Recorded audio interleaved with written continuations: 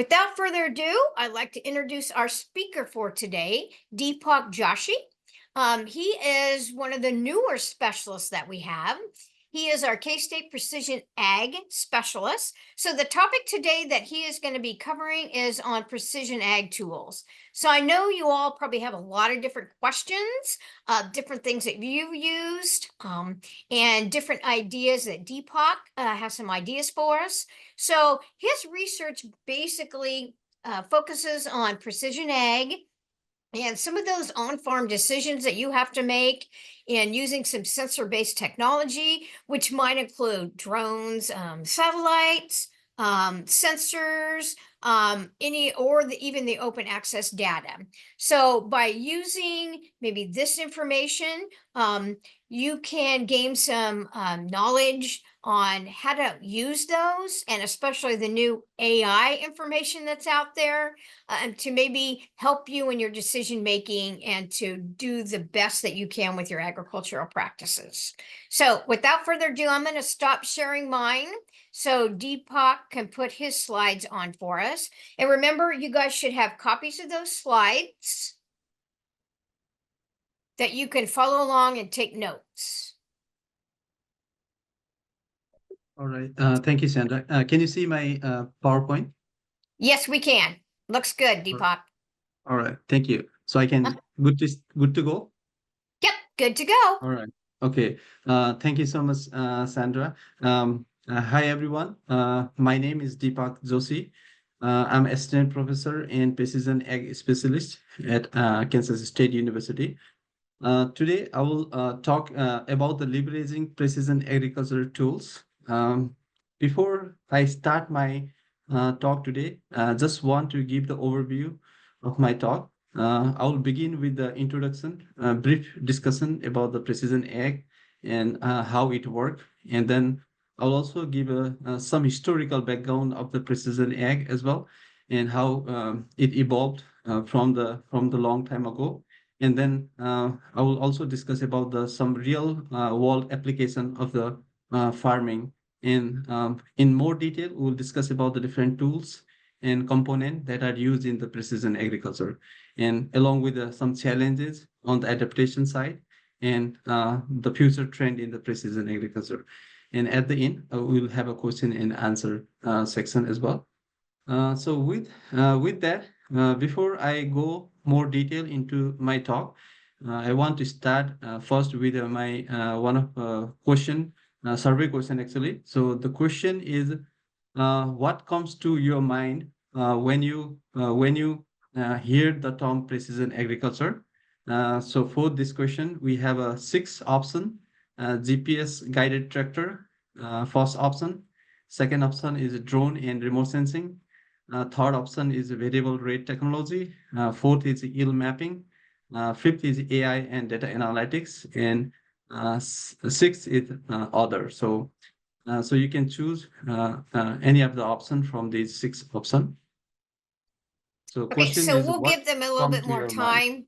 Deepak, we'll Yep, give them a little bit more time. And sure. those that are online, you can only pick one choice. You may use more than one, but maybe pick the one that you use the most.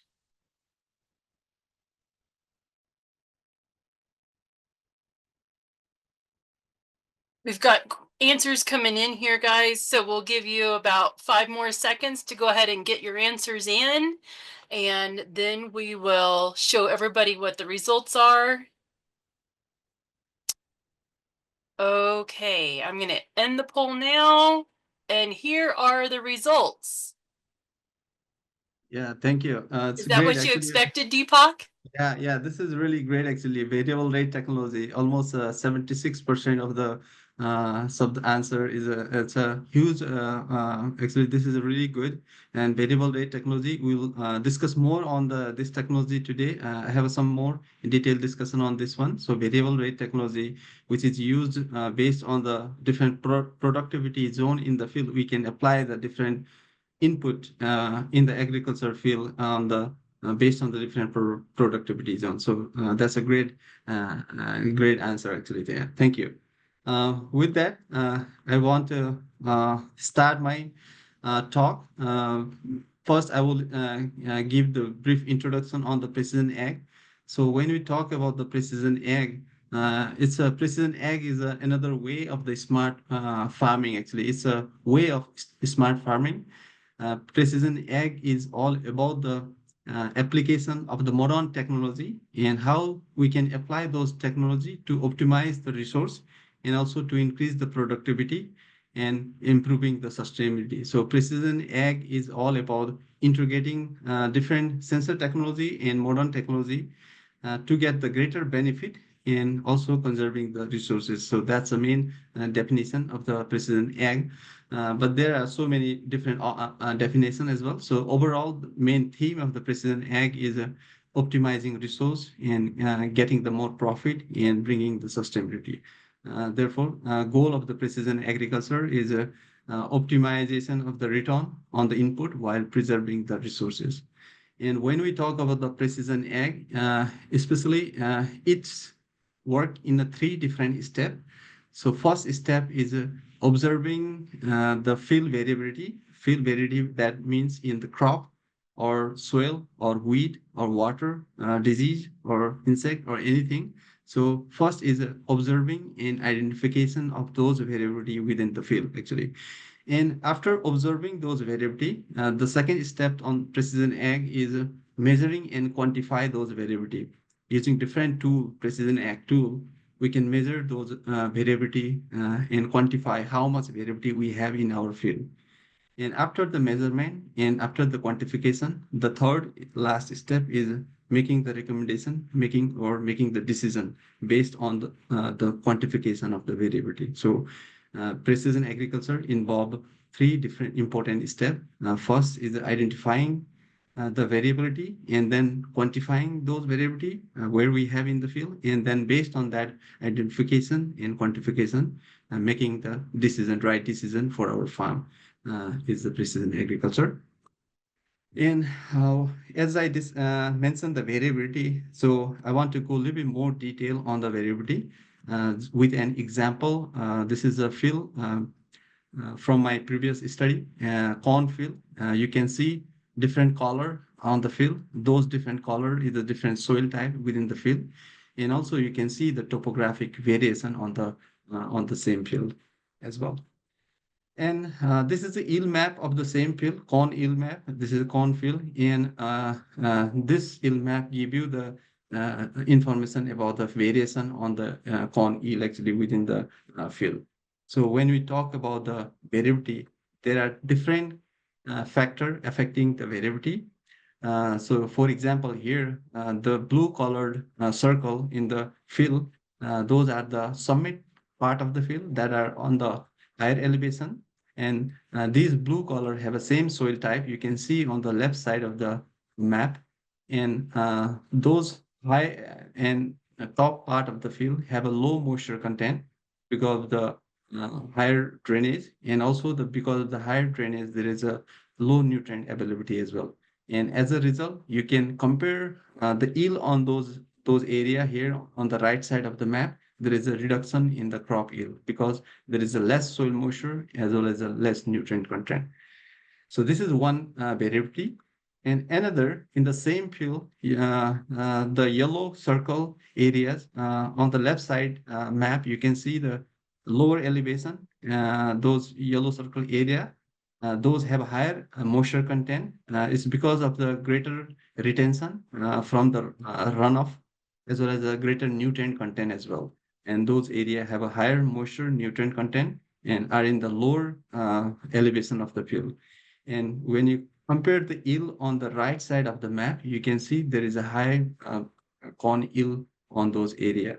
So overall, variability means within the field, we have a different factor affecting the variability here. Soil type is one of the factor affecting the variability. And then after landscape variability, like topography, and then after soil moisture, because of the different landscape, we have different soil moisture content. And because of the different soil moisture content, there is a different nutrient content and available nutrient as well. And because of those all factor, we have a different amount of yield within the field. And this is all about the variability of the field and different factor affecting the field variability, including the yield. So after understanding the field variability, the precision ag and its a 4R principle help to manage the input in the field. So 4R principle of the precision ag are right source. That means what is best suitable for our field. For example, if we want to apply the fertilizer, just for example, so this principle work for every input, like not only for the fertilizer. So these can work for irrigation, these can work for fungicide, herbicide, seed, and everything, every input. But just for example, so right source will give you information about the what is the right source for your field. For example, mostly urea-based fertilizer, they have a high volatilization and high environmental loss. So what can be an alternative source, right source for our field? So that can be the 4R principle and right source principle. Another is a right rate. Question is, as you can see in the map, there is a huge variation in the yield. So should we apply the same rate of fertilizer throughout the field? So that's a right rate. Or can we apply a different rate within the field that can meet the demand of the crop and demand of the soil, and also can give the a maximum yield? So that's called a right rate principle of the precision ag. In right time means what is the right time for applying the input so that plant can meet the need. Just for example, instead of applying all the fertilizer at a one time before planting, maybe we can split those fertilizer rate and divide those into the different critical zone so that the crop can meet the requirement during the critical stage of the crop as well. So it's so right time principle give that information. And right place means we should put the input at the right place so that crop can take it properly and there will be a less environmental loss.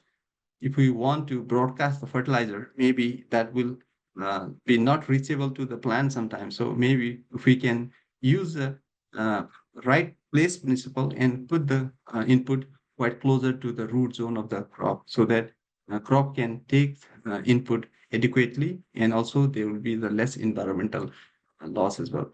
So with the application of the 4R principle of the precision ag, we can identify our right source for our farm, and what is the right rate as well, and what is the right time for the input application, and what is the right place of the input application. So these 4R principle can be applied for every input that we use in our farm. So with this, I have one following question. It's about which of the following is an example of the right source in the 4R principle. So we have a four option: applying a nitrogen fertilizer at a fixed rate across the entire field, using nitrogen stabilizer to reduce the volatilization loss, applying fertilizer at the beginning of the season, or the fourth option is spraying pesticide before planting. So we have a four option. So you can choose one option out of these four options. So which of the following is an example of right source? Right source is the 4R principle, one of the 4R principles. So which one is the right option for the 4R right source? We have answers coming in, Deepak. We'll give them just a little bit longer here. This one maybe takes a little bit more thought to kind of stop and think through Yeah, how yeah, do yeah, we I understand. apply this. So, okay. We've not quite got half of the folks who are participating in, so we'll give you guys about 5 more seconds here to get that answer in.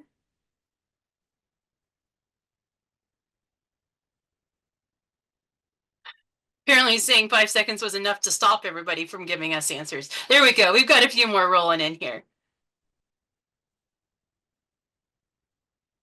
Okay, we'll go ahead and end the poll. That was good participation, guys, for this. Okay, so answers on this one. The following example is the example of the right source or the 4R principle. So 77% said using a nitrogen stabilizer to reduce volatilization losses. So Deepak, is that the right answer? Yeah, correct. That's a right answer. As I mentioned, with the 4R principle, right source is one of the important principle. So it helped to identify right source for our farm. Actually, for example, as I mentioned, urea-based fertilizer might have a volatilization effect. So with the finding alternative right source, that might be the stabilizer, nitrogen stabilizer, that can reduce the volatilization loss in the environment. So B is a correct answer. Thank you. Excellent. Right. With with this brief introduction on the precision ag, different the step in the precision ag, principle of the precision ag, understanding about the variability. So I just want to give a slightly history of the precision ag as well. Precision ag, it is started since 1980. First tool was the GPS technology was introduced. This with the introduction of GPS technology, that time farmers were able to create their field boundary maps, and also they were able to track the farm equipment movement in the field. So this was an important step in the precision ag. And then after in 1990s, it was a huge year because of the development of yield monitor data and variable rate technology. So yield monitor and variable rate technology are still used a lot in modern precision ag technology. So this was a huge invention in the field of precision ag. With yield monitor system development, farmers were able to identify the different low and high yield zone. They were able to understand the yield variability in the field. And also with the variable rate technology, they were able to apply the different input in the different rate based on the different productivity zone of the field. And then after in 2000, it was remote sensing. Farmers started using remote sensing for various in-season decision-making process, especially the satellite-based remote sensing was used to determine and monitor the soil health as well as the in-season plant health during the different growth phase of the crop, especially using NDVI. And then after it was IoT that came in 2010, and with the advancement of the IoT, huge combination of the sensor, it became available, and also with the sensor there was a huge availability of the data, and that was used and analyzed in the real time and for making a real time decision in our farm. And now, latestly, we have an emergence of the AI and machine learning. So these AI and machine learning with their application, now precision ag is in the next level. We are using AI in multiple precision ag related decision nowadays. So machine learning have been useful a lot in the modern precision agriculture, along with the development of the different modern robotics. It helped to develop the different robotics. So overall, precision ag have been evolving since long time ago, and still the modern technology is changing. And every year we have a new precision ag technologies coming every year, and these are used for many cropping process as well as the livestock farming as well. So when we talk about the application in the agriculture, especially on the cropland, this is a one recent report that summarized the application of the precision ag in the agriculture cycle, especially in the cropland. It have a precision ag have an application in each aspect or each step of the our farming, starting from pre-planting.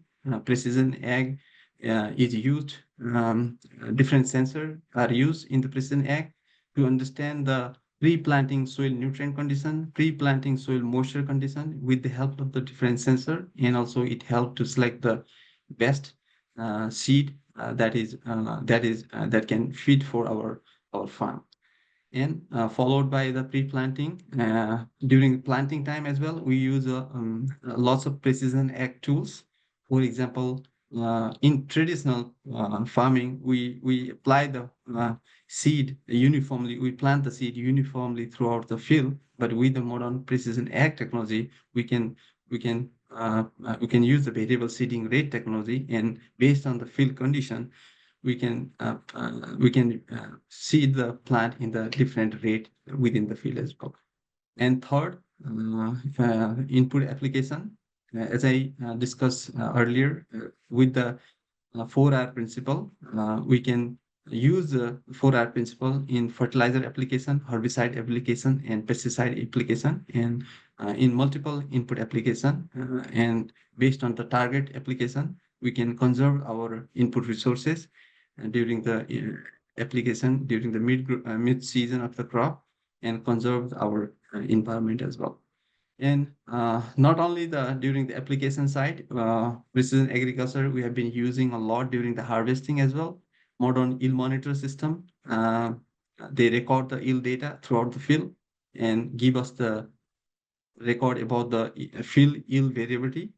And also, with the use of the AI technique, we can also understand and find out the appropriate harvesting time as well. So precision ag have also application during the harvesting as well.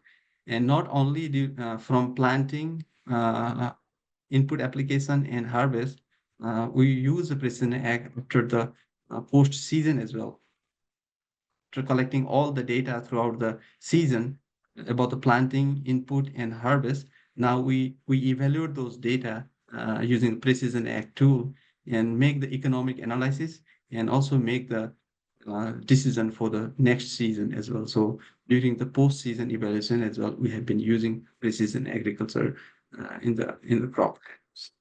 So therefore, precision ag have a multiple use throughout the agriculture cycle in each steps.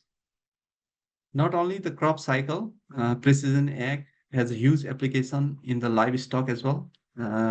Multiple application. Example, activity monitoring of the cattle. There are so many new modern GPS-based wearable sensor that are used in the body of the animal to monitor feeding behavior and health status. And these activity monitoring can help detect the early sign of the illness, heat detection for the breeding, and overall animal welfare as well. And not only the activity monitoring, it's also used in the precision feeding. New smart feeding system are used to adjust the feed based on the animal need, animal weight, animal growth stage as well. And such a precision feeding can help optimize the feed, and also prevent the waste of the feed as well. Another application for the livestock is automatic milking system. We have a robotic system nowadays. With the help of the robotic, we can do the machine milking that will allow milk the cattle without human intervention, and also it reduce the labor cost, improve the milk yield, and also lower the stress for the cows as well. And another is virtual fencing, which is getting so popular nowadays with the advancements of the GPS sensor and technology. These virtual fencing are created, which are invisible boundaries around the farm, and that control the livestock movement. So these do not need physical fencing. Actually, with the virtual fencing, these are the GPS-based invisible fencing, and it is used in the pasture management, and also used in the minimizing the overgrazing as well. So precision ag have a multiple application both in the cropping system as well as livestock production system. We have a lots of benefit of using precision agriculture. So when we talk about the application, precision ag, there are multiple tools and component that interact together in the precision agriculture. So this is one slide that has a comprehensive different component, how different component work together, come together, and interact together to make a decision in the precision agriculture. So I will discuss one by one about each tool.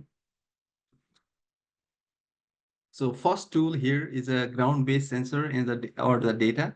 So ground-based sensor, we have lots of ground-based sensor. For example, soil EC scanning that provide the information about the EC of the soil, organic matter, texture, pH. And using this EC scanning sensor, we can understand the variability in all these soil properties. And grid sampling will provide us information about the nutrient status, nitrogen, phosphorus, potassium, and other micronutrient. And also ground-based sensor, for example, soil moisture, temperature, weather sensor, they also provide a different information and also the variability within the of the in the soil. So these ground-based sensor provide a huge information about our soil property. Another tool or the component that is used in precision ag is a remote sensing. These are getting so popular. When we talk about the remote sensing, we have a two platform. One is satellite. Satellite usually have a larger coverage area, uh, and these are used for the different large scale crop monitoring. And the drone, which have a small coverage area, but they provide high resolution images, and that can be used for monitoring crop health, even soil properties as well. So satellite are used a lot on the crop health monitoring side actually. And another component is yield monitor. Uh, Combined harvester have a yield monitor system, and yield monitor helps provide the yield map of the field. And these yield monitor provide a huge information about the yield variability in the field, and we can use those information for multiple decision making process. So we have a ground-based sensor, remote sensing, yield monitor, and all these provide a huge amount of the data. All these sensors provide huge amount of the data, and with the support of the broadband, Wi-Fi, and Bluetooth, these all data is transferred to the farm data management, where we have a computer, software, and AI. And with the help of the farm data management, we can get access to the data and process them in the real time using different software and computer. And AI can help to check the pattern in the data and can provide the recommendation to the variable rate technology. And based on the analysis and recommendation using AI, the variable rate technology can make a prescription and can make a prescription map for your field. So this variable prescription map can be for a fertilizer, seed, herbicide, lime, irrigation, or any input. And with the help of the GIS and GPS, and we can implement this prescription map into the real field. So overall, this slide looked quite busy, but it have a comprehensive and integration of all the tools we use in the precision agriculture. Hey, Deepak. Yep. Yes, before you go on, there was a question that came in that kind of has something to do with what you're talking about. They wanted to know, are the yield ranges derived from previous harvest on the yield monitor? Or do you have to clear that out each time or what? Sorry, ill. Can you repeat again the question? Yes. Okay, the question is, are the yield ranges that Mhm. are used or derived from the previous harvest on the yield monitor, are those used, or do you have to clear out the monitor and it just gives you the yield ranges on that So we yield that you're usually have doing at that time? we usually have yield data for each harvest actually. But for Okay, the but for what if you don't clear it out and things? And does it keep the history of it and gives you the total yield ranges, or just on that 1 year of harvest? Yeah, actually, we need to calibrate our system for Okay. better quality data, but all the historical data is there. So I can go and see and check the historical data as well and download as well. So every year we can store those data, and those historical data will be available there. Okay. Alrighty. Thanks, Deepak. Thank you. So yeah, that was a great question. Thank you so much for the question. Yeah, with that, I have a one again following question. So which of the following precision agriculture tools have you used before? Select all that apply. So GPS guided tractor, variable rate technology, drone-based remote sensing, soil sensor, yield monitor, or GIS software, or none of the above.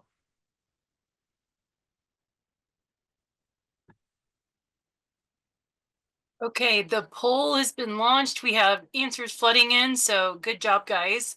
We'll keep this open for just a little bit longer.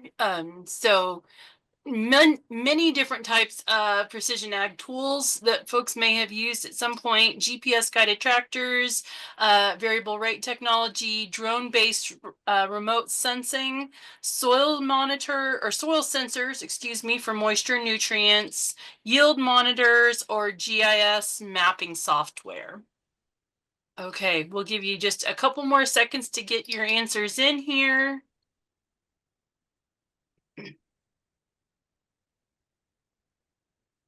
Okay, we'll go ahead and end the poll here and share the results. Deepak, there's a pretty big spread as you look at this data, but not completely surprising thinking about where folks are in their adoption of some of this technology. Yeah, that's great. Actually, this is a great report. Actually, like a lots of different technology are using everyone. Tractor, variable rate technology as well. Soil sensor, yield monitor data is used a lot as well, and GIS mapping as well. So there was none of the above was zero. So that was good. Actually, everyone using some sort of the tool in the farm. So this is really good actually. So GPS guided tractor was the 91%. So that's a great answer. And then yield monitor data is the second. So yeah, that's great. Yeah, thank you. Deepak, one thing I wonder when we're looking at these options is what about like satellite images that they may be getting? Does that fit into this type of category also? Yeah, yeah, definitely. Yeah, actually, sorry, I didn't include all the option, but No, just that's okay. I That was just one that popped in yeah, my yeah, mind as I'm yep, looking at yep, the definitely. options. Satellite. I just put that. I have a drone included here, but yeah, definitely satellite. I think satellite are more used even compared with the drone probably nowadays. So I think yeah, that's a really another different important tool. I think people have been using a lot as well. So yeah, Great. Thanks, Deepak. all right, thank you. Uh, so I will discuss a little bit more detail on each of the tool and component that are in the precision ag. So first is the remote sensing. So as I mentioned, these are used to monitor the crop health, especially during the growing season at the different growth stage. And satellite provide a large scale field monitoring because it have a whole global coverage, but the frequency of the image are lower compared to the drone. And with the drone, we have a high resolution image, and but they have a smaller coverage, so small field are monitored using the drone. But nowadays, there are the huge advancement in the satellite as well. Daily basis data are available, also with high resolution using satellite as well. So technology have been changing a lot, and lots of good satellite data are also available nowadays. And when we talk about the remote sensing, it work on the principle of the reflectance. So when light come to the earth, every object reflect back some amount of the light, and the sensor that is in the drone or in the satellite, and it detect the amount of light reflected by the object. For example, when every object reflect the light, it reflect a different band or different color of the light and every light have a different band and color, and it have a different range of the wavelength as well. For example, blue, green, red, NIR. So these are just example. We have other light as well.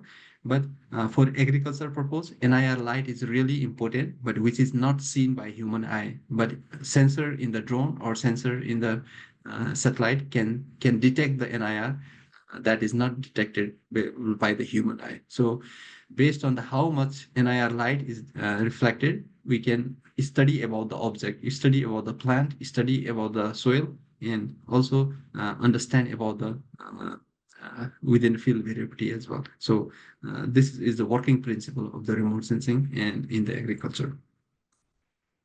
And as I mentioned, nowadays it have a huge application ranging from crop monitoring, soil property and moisture monitoring, yield prediction as well, and also management zone delineation, disease and pest detection, weed mapping and control, and also water stress assessment and drought monitoring as well. So remote sensing have a huge application in multiple way in the precision agriculture. Just want to give one example from my previous work, how drone-based remote sensing I was able to use. You can see on the top image, this is a soybean field. I flew a drone during the early vegetative growth stage of the crop. And that time, inside that circle, I was able to find out some patches, red patches. So those are the unhealthy plant. So when we went there and we were able to identify the white mold disease. So this is just an example how drone based technology can be used to for the early detection actually. So but with the visible eye, all the plants look green and healthy, and there was no symptom when we looked the field with the just naked eye. But with the drone, we were able to detect the white mold a little bit early enough compared to the human eye can detect. So, and then after we again took the drone image at the later growth stage, and you can see how that red spot or white mold spot are spreading throughout the field with the progress of the crop growth. And you can see there was a high intensity of the disease later as well, and which reduced the crop yield drastically. And the bottom right image is a yield map of the field, and you can see those center area where we had the identify the white mold disease. It has a huge impact by reducing the yield of the crop as well. So this is just an example of the application of the remote sensing on the disease detection side. So this is just on the disease detection, but we can use remote sensing for multiple other purposes as well on the stress, moisture stress detection, nutrient stress detection as well. So there is a huge application on the precision ag. And now next ground-based sensor. Ground-based sensor are used to monitor soil nutrient, soil moisture, soil temperature, electrical conductivity analysis for the soil, and the weather station give us the information about the temperature with rainfall, humidity. And so these ground-based sensor and data from the ground-based sensor are used to monitor the especially the soil condition of the fields. And another tool is a yield monitor data and yield map, which are really important. And it's most of us we are using a lot in our precision ag farming. So these are the crop harvest data with the geospatial information. That means it is a crop yield data with a latitude and longitude information. And these yield map yield are used yield monitor data are used to identify the high and low yield area in the field, and based on these high and low yield area we can make the decision for the different input and optimize the input. So this is just one farm with a 5 year of the yield data.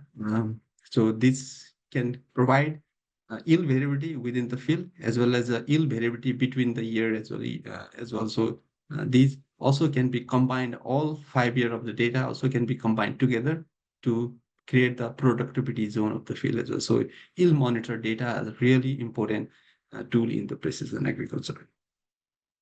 So another is a data management and cloud computing an AI application. So as we are able to use multiple sensor in the precision ag, so they collect a huge amount of the data. So proper uh, management of the data is really important nowadays, and storage and processing is very important. So cloud computing enable us to real-time access, storage, and processing of such data. And with the help of the AI, and it help us to analyze those data and recommend the proper decision for our farm. So there is a huge application of the AI and cloud computing nowadays in the precision agriculture. This is just one example how one of my work used the AI on the precision ag decision making.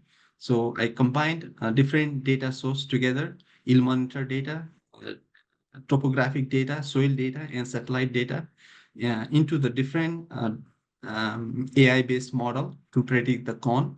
And this prediction helped to make a decision about the storage, to help decision about the insurance, and also in-season management plan like fertilizer application, and also selling and storage decision as well. So this is just like one example of the AI application in the decision making, but it have a huge application like weed detection, disease detection, target spray. So there are so many applications of the AI in precision agriculture. So with that, I have a fourth question about the related with the AI.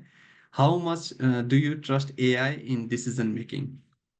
A is I completely trust AI. B is I trust AI, but uh, I verify as well.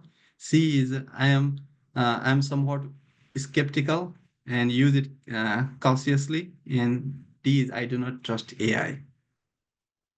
So we have a four option. You can choose one. Yes, the poll is up. We have answers rolling in here. Um, we have over half of the folks who have answered in. So go ahead and put your answer in here. It, you know, I think this is an interesting question because sometimes when things are new, it makes you wonder what's going on or how much to trust it. At the same time, seems like there's a lot of potential that goes behind this. So, okay, I'll give you guys just a couple more seconds here to get your answers in.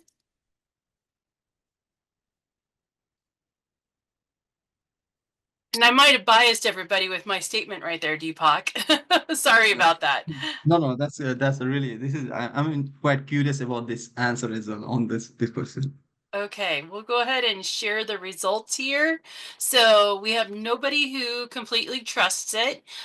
We have 38% that says I trust AI, but I always verify its recommendations. 48% that says they're somewhat skeptical and use AI cautiously.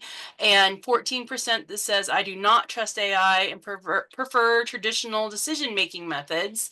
And I would just say my husband and I actually had an in-depth conversation on AI last night.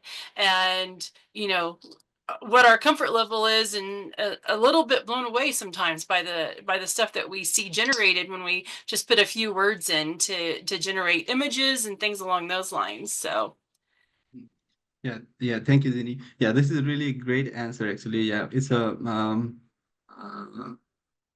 it's a there is zero in the I completely trust AI. Yeah, that's a really true. It's difficult to completely trust the AI.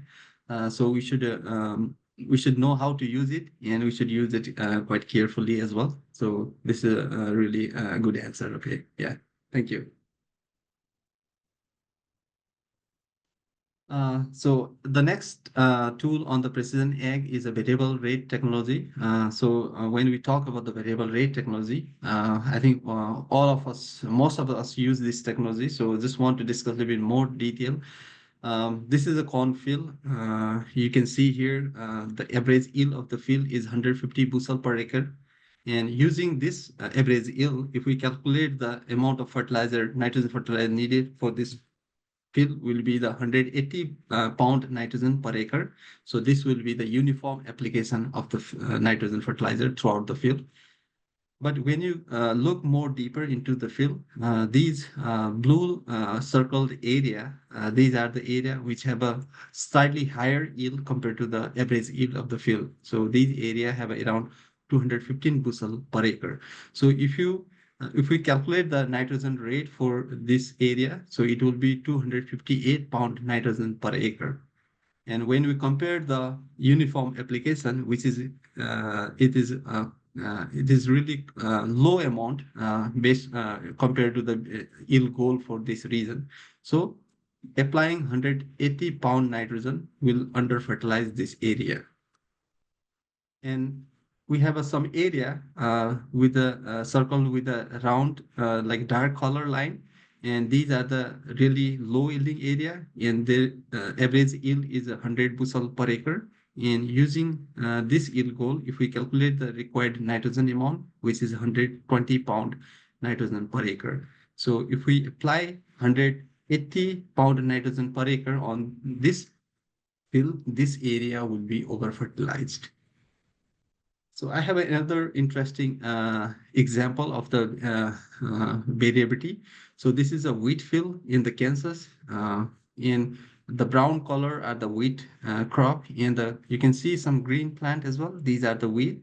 And if you look detailed, so those yellow circle area are the weed, single weeds, and they are scattered. And you can see there are some area, there are more, some few wheat together and clustered as well. And there are some area with high wheat infestation and they are clustered as well. So now the question is, can we apply the uniform nitrogen and can we apply the uniform herbicide to uh, control the weed in this field?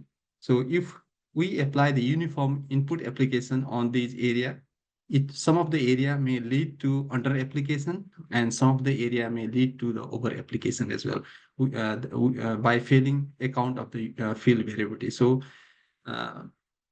considering field variability is really important when we put the input in our field. So And with Deepak, I that, just wanted to let you know you have about 10 minutes. all right, yeah, sure. Okay. And thank you. And then based on the field variability, we divide the same cornfield into the three different zone, and we'll put the different fertilizer rate in these three zones. Like we have a high yield zone, which will get the higher yield, higher nitrogen rate, and then medium yield zone and a low yield zone. So instead of uniform application, we'll apply based on the need of the crop and based on the soil property of the field. And the bottom image is about the herbicide coverage map. Those yellow spots are the area where herbicide was sprayed through the target application. And the black dark area is where there was no herbicide application. So that is based on the presence of the weed. So with the main management zone and site specific based variable rate technology, we can conserve the input application and save the money as well as get the environment benefit as well. And when we talk about the variable rate technology, we create the prescription map. And for making the prescription map, we can use different source of the data. Yield monitor data is used to create the productivity map. Satellite data, especially the NDVI map, are used also to differentiate the different zone in the field. Topographic data are also used. Electrical conductivity data are also used. Sorgo data are also used to make the different productivity zone or field management zone in the field. And based on that, we can implement the variable rate technology. So another tool is a GIS and GPS. GIS is a computer-based tool that is used in the precision agriculture a lot for analyzing and visualizing data. And GPS is used for provide a real-time positioning and navigation of the agricultural machinery. And with that, overall, we have a huge implication and benefit of the precision ag. It increases the efficiency, enhance the crop productivity, bring the sustainability, save the money, as well as make the data-driven decision making. And in case of the adaptation, top 5 states are the South Dakota, Nebraska, Iowa, South Dakota, and Illinois. and Kansas is in the top 10. And I think we have a huge possibility of increasing the adaptation because we have a diverse crop. We can grow so many crops, and we also have livestock farming here. So we have a lot, huge opportunity for adaptation, increasing the adaptation of the Precision Ag. So maybe I will just escape this question and because we don't have enough time. So challenging in the adaptation side, high initial cost is one challenge, and then data management as well. And the rural community doesn't still have a good internet access. Those are the another challenge, and some data security and privacy are also some of the challenges on the adaptation of the precision ag. Future of the precision ag, IoT is one of the future.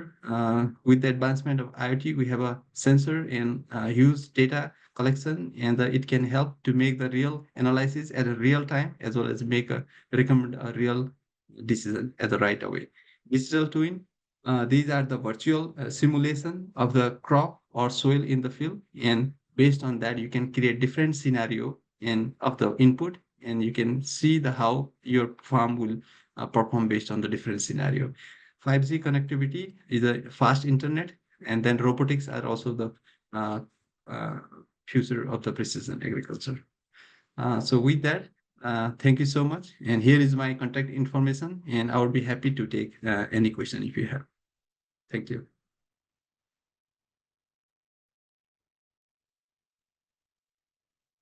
Thanks, Deepak. As everybody's getting things resituated here, I do have a question for you that came into my email. There was a question on what is the the SSURGO data layer that you had on one of your slides. What contributes to that data layer? All right, thank you so much, Jenny, for the question. Yeah, Sorgo is it's a freely available soil database that's available from the NRCS. It's available in the Web Soil Survey, and that provide information about different soil property like bug density, soil nutrient, soil texture, land cavity classes, and there is a huge database there. It also can be used on delineating the different management zone.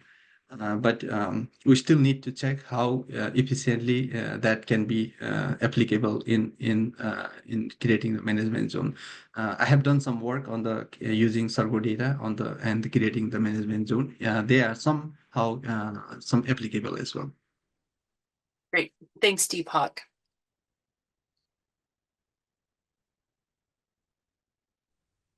All right.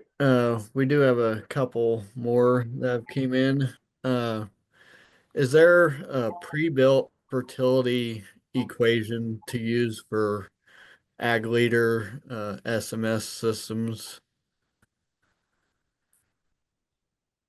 So I would think that'd be geared towards like a variable rate, but Uh, yeah, in the SMS, actually we usually they don't have a equation there, but we can based on the different we can divide the field into different productivity zone, and based on that we can put the equation separately for the each productivity zone and calculate the fertilizer rate. okay. And next one, are you currently working with any AI tech now, and how are you using it? Yeah, thank you for the question. Yeah, I've been working as well, and especially for the different combining different data and trying to find out how we can combine all those. We have a multiple source of the data for creating management zone. So trying to use AI and trying to find which is the best data layer that can be used instead of combining all multiple data. So trying to find out easy way of delineating management zone using the AI.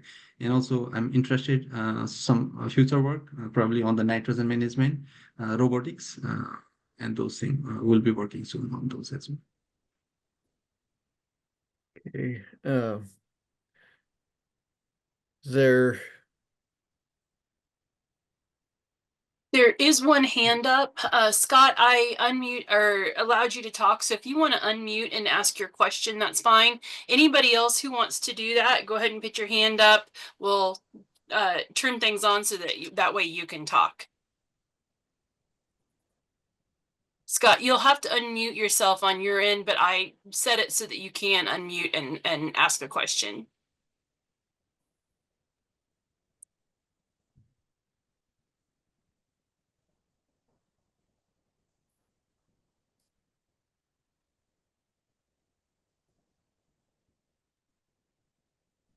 Scott, I'm not hearing you yet.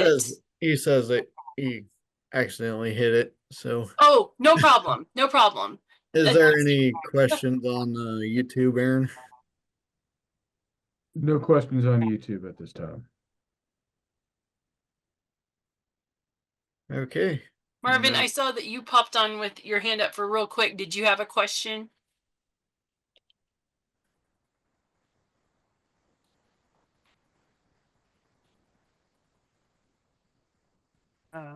No, Okay. well, I had a phone call come in. Did those yield estimates come from previous yield monitors? Is that how we're knowing that that part of the field is limited in production potential? I think Marvin, are you thinking back to kind of towards the beginning when Yeah, way Bob back had when that I asked chart it, laying it was across? earlier in his slides where it showed the contour of the field, and the ridge top was mostly red for low potential. But then I noticed some spots down in the valleys where there were smaller red spots, which to me was maybe indicative of a yield monitor taking a dip. I just didn't, I was just curious if that was your source of establishing yield potential was just previous data from harvest monitors. Yeah, thank you, Martin. That's a great question, actually. So yeah, yield monitor is a one source for determining the yield potential of the field, multiple year of yield data. But we use some other additional source as well, like a remote sensing. Satellite data are freely available. We can use the historical satellite data as well. But the impact of the ridge or the topography on the yield usually is not consistent throughout the year, every year. It depends on the weather. So we might see the different impact on the wet year compared to the dry year. The same spot can give a higher yield depending on the weather condition as well. So that can also be a chance on that map actually. Thank you. Yeah, thank you. Deepak, there was one other question that crossed my mind as we were going through this, and you were showing the picture of the imagery for the bean field that had white mold in it. And, you know, when we're thinking about detecting stress in crops, I'm sure it depends on what the stress is from, you know, how quickly we can get in to do something about it type of thing. Is there a lot, I mean, how quickly does a crop start to show that type of stress that can be picked up on drone imagery for us to be able to go back in and do something if we need to? Mhm. Yeah, thank you, Jeannie. This is a really great question, actually. So there is no hard and like concrete answer on this one. So usually it is said that at least around 15 days earlier, 15 days earlier than the disease appearance, the drone can detect those disease actually. Human eye cannot detect, but 15 days earlier than the human eye, we can detect from the drone. That's normally it's said on detection side. But still so many factors are going to be important like climate and weather factor, also those are important on that side. So there's no concrete like exact right answer probably. Right. Yeah, no, I understand. I think it's interesting thinking about a 15-day lead time on some of that would be exciting to have when we're thinking through that. So All right. I don't think there's any other questions. Reminder, please help us and fill out the evaluation That'll be linked in the chat. And if you email Jeannie Falk Jones at the beginning for Certified Crop Advisor CU credits, you can email her again at the end, jfalkjones@ksu.edu. And then next week, our topic will be on dryland tillage and rotations being presented by Lucas Haig, Northwest area agronomist with K-State Research and Extension. So we look forward to seeing you all again next week. Maybe we have one more question. Marvin, you have a hand raised. Yeah, I wanted to ask Craig and I, this is off this subject, but Craig and I were talking about the corn stunt disease. And Craig, you mentioned that there were some traps. Are any of those going to be available? I know you've got a program trying to get feedback from the field from agronomists and stuff. Well, would there be a possibility of getting 3 or 4 of those for us to put out in the country to try to keep track of this pest that might come in and threaten the corn crop? Yeah, I can send you Rodrigo Anafreeze and Anthony Zukoff's information and get you set up on that monitoring network that they have out. So yeah, the more traps that are out to monitor when they're coming will be great, and that will be our last crop talk series topic on March 11th is on the corn stunt. But yeah, I'll get you their information, Marvin. Thank you.